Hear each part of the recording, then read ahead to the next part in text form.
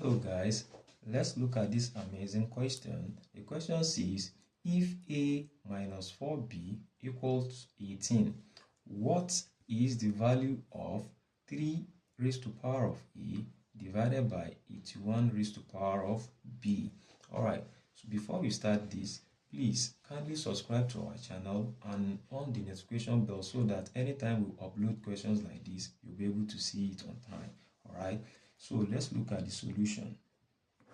Okay, here we have a single linear equation with two unknowns, which is a minus 4b equals 18, and we have been asked to find the value of this expression, right, which is 3 raised to power of a divided by 81 raised to power of b. All right, so what are we going to do?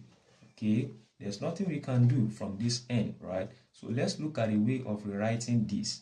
This will now implies that our 3 raised to power of a divided by 81 raised to power of b. Let's find a way of rewriting this. This will be 3 raised to power of a because it is in its simplest form, right? Divided by 81 can be rewritten as 3 raised to power of 4 close bracket raised to power of b.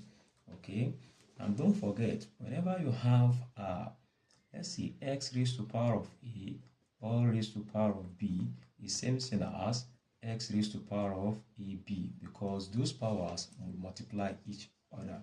Right, this now implies that 3 raised to power of a divided by, this will be 3 raised to power of 4b.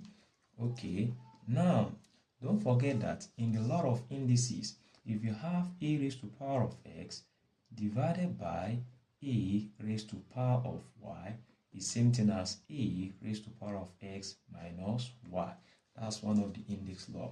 All right, so this implies that if you apply that to this particular expression here, we have 3 raised to power of a divided by 3 raised to power of 4b will be equal to 3 raised to power of a minus 4b.